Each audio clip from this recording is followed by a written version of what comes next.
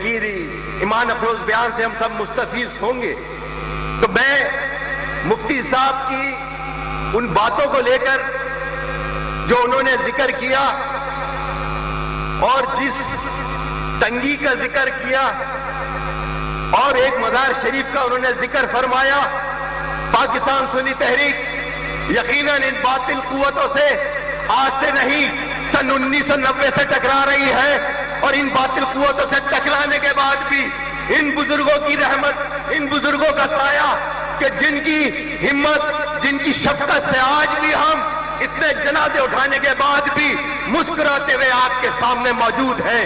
میرے قائد محترم کو شہید کیا، 63 جنازے نشتر پارک میں اٹھائے، لیکن آج بھی ان باطل قوتوں سے، ان دہشت گردوں سے، ان ظالمان سے ٹکرا رہے ہیں۔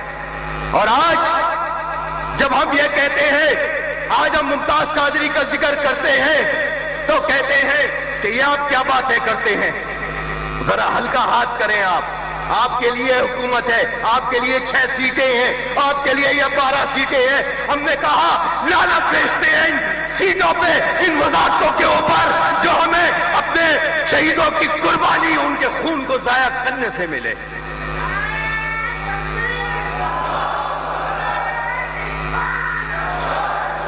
اور اب ہم جب ڈاکٹر صاحب آئیں گے خوب نعرے لگائیں گے، خوب ان کا استقبال شایا شان کریں گے، لیکن کیونکہ وقت کم ہے، 10 منٹ ملے تھے، 1 منٹ میں نے بڑھوا دیا 11ویں کی نسبت سے۔ میں نے ان سے کہا جیسے 11 منٹ ہو آپ مجھے پرچی روانہ کر دیجئے گا، تاکہ میں گھڑی میرے پاس ہے نہیں اس وقت، 11 منٹ اگر گزر جائے تو گستاخی نہ ہو جائے، میں اس نسبت سے بول رہا ہوں۔ عبداللہ شاہ غازی رحمت اللہ علیہ کے مزار کے اوپر گزشتہ 26 سال سے ایک وہابی، ایک نجدی امام ہے، بہت جدوجہد کی اور اس امام کا ٹرانسفر ہو گیا۔ کیونکہ مفتی صاحب نے ذکر کیا تو میں جواب دینا مناسب سمجھتا ہوں کہ اس بات کو کلیئر بھی کرتے ہوئے جائیں۔ پاکستان سنی تحریک نے وہاں دھرنا دیا، سب کچھ کیا، رات ہی رات سی ایم سے آرڈر ہو گئے، امام آئے، 2 دن نماز پڑھائی، مولانا ڈیزل کا فون آتا ہے، مولانا ڈیزل فون کرتا ہے اور within 24 hours وہ اجازت نامہ چینج ہو جاتا ہے، اور وہی دوبارہ جمعیت علماء اسلام کا امیر اس کو دوبارہ عبداللہ شاہ غازی کے مزار پر، رحمت اللہ علیہ کے مزار شریف پر دوبارہ تعینات کر دیا جاتا ہے۔ لیکن سنیو، اس لیے کہ آج آپ کے پاس سیاسی قوت نہیں ہے، اس کی وجہ یہ ہے کہ آج آپ کے پاس کوئی ایسی شخصیت نہیں ہے کہ جس کے فون سے یہ ٹرانسفر ہو سکتا ہے۔ لیکن سنی تحریک کے جیالے اسی خدمت میں معمور ہیں، ہم نے دوبارہ آرڈر کرا لیے اور اس کا دوبارہ 4 روز پہلے پھر آرڈر ہو گیا ہے اور اب ہمارا امام کا تعین ہو گیا ہے۔ لیکن پھر دوبارہ مولانا فضلو نے، مولانا ڈیزل نے پھر کال دی اور کہا کہ 40 لاکھ طالب علم ہمارے دھرنا دیں گے، اگر اس کا اجازت نامہ کینسل نہیں ہوا تو ہم نے بھی یہ کہا کہ ہم نے بھی چوڑیاں نہیں پہنی ہوئی، تم دھرنا دو گے تو گزرو گے انہی گلیوں سے تو تمہیں ہم بھی دھرنا دکھائیں گے کہ سنی دھرنا کیسے دیتا ہے، نبی کے غلام دھرنا کیسے دیتے ہیں۔ تمہارے پاس اگر امریکہ کا بارود ہے تو ادھر عشق رسول کا بارود ہے، جیتے گا دیکھیں گے اس میدان میں آ کے کون جیتے گا۔ اور اس کی بات نعرے بات میں بہت نعرے لگا لیے ہم نے، کام کا وقت ہے، اب بہت نعرے لگا لیے، بہت ہو گئے۔ اور جب آپ ہماری اس کڑی کا یہ فائدہ ہوا کہ انہوں نے اس امام کا آرڈر کینسل نہیں کیا، جمعے کو اس نے بھی نماز پڑھائی، ہم نے بھی نماز پڑھائی، انتظامیہ نے، رینجرز نے سب گھیرا ہوا اس مزار شریف کو، اور ہم نے یہ کہا ہے اگر نماز اگر ہم نہیں پڑھائیں گے تو یہاں کسی کو پڑھانے نہیں دیں گے۔ ایک دروازہ ہے اس کا، حاضری ہم دیتے ہیں، چندہ ہم ڈالتے ہیں، ہم وہاں پر حاضریاں ہم دیتے ہیں، امامت وہ کرتا ہے۔ لہذا میں مفتی صاحب کی دوسری بات کو بھی آنر کرتا ہوں، اور یقیناً کہ ذکر کیا کہ سیاست میں ڈاکٹر صاحب کا، میں نے کہا میں چل کر اسی لیے آیا ہوں منانے کہ ڈاکٹر صاحب گجرانوالہ اور لاہور سے انشاءاللہ تعالی آپ نے ان شہداء کے خون کو، ان شہداء کے خاطر آپ نے اپنا قدم آگے بڑھانا ہے۔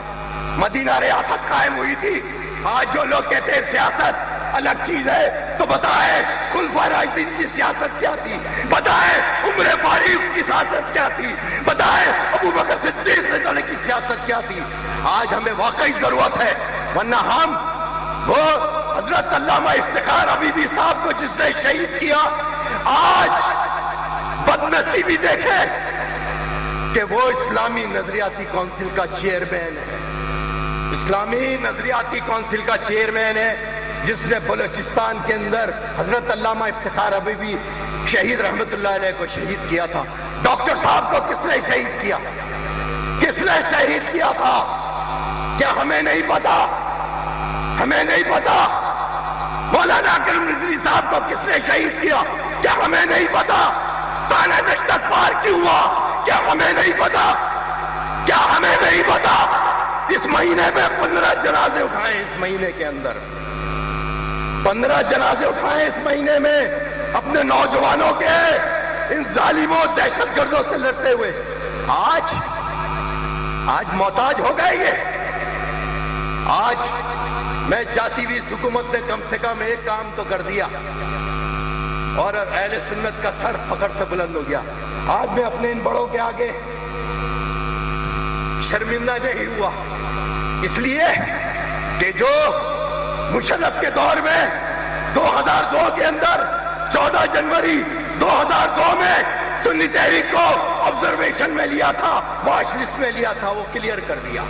تو الحمدللہ ثم الحمدللہ ثم الحمدللہ، ہم نے پہلے بھی کہا تھا اور آج بھی کہتے ہیں کہ اہل سنت کا دہشت گردی سے کوئی تعلق نہیں ہے، کوئی نہیں ہے۔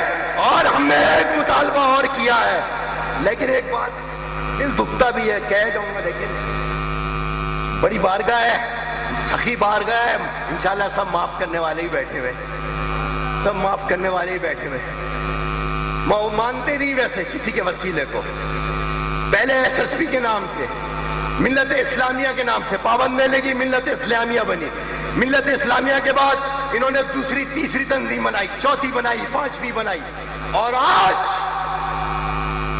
جو وسیلے کو نہیں مانتے، اور آج یہ سپاہی شیطان دہشت گرد تنظیم اہل سنت والجماعت کا نام چڑھا کے کام کر رہی ہے نہیں؟ آج محتاجی ہو گئی اہل سنت کی۔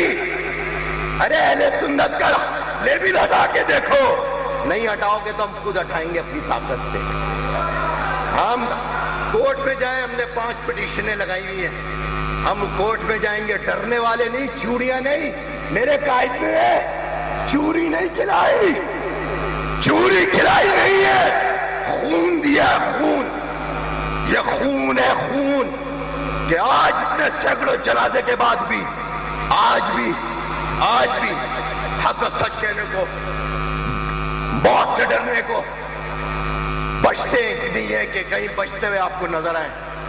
یہ وجہ ہے، میں نے جو موضوع تھا ختم نبوت میں تھا، لیکن حافظ بھائی کے ترانے نے اور مفتی صاحب کے ان الفاظوں نے، میں نے کہا اسی پہ لے لیں، سیاست پہ تھوڑی سی۔ اور ہمارے جب M N A M P ہوں گے پورے پاکستان سے انشاءاللہ الیکشن لڑ رہے۔ اور آپ کو ایک خوشخبری کہ ابھی خیبر کے پی کا دورہ کیا، الحمدللہ 16 کینڈیڈیٹ نے مانسیرا، بیرین، مالاکنڈ، تیر کے اندر الحمدللہ صرف 2 مسجدیں ان کی تھی۔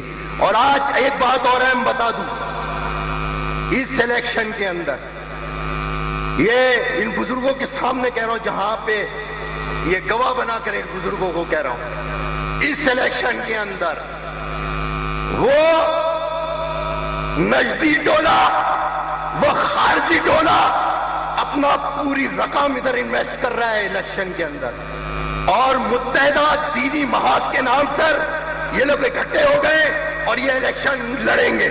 اس الیکشن کے اندر متحدہ دینی محاذ کے نام سے تمام بینڈ آرگنائزیشن تنظیمیں اس میں حصہ لیں گی۔ اب آپ سوچ لو، ہمارا سلوگن تو الیکشن کا یہی ہے کہ بولو ایک طرف درود والے ہوں گے اور ایک طرف بارود والے ہوں گے۔ کیا یہ پاکستان درود والوں کا ہے بارود والوں کا، درود والوں کا ہے بارود والوں کا.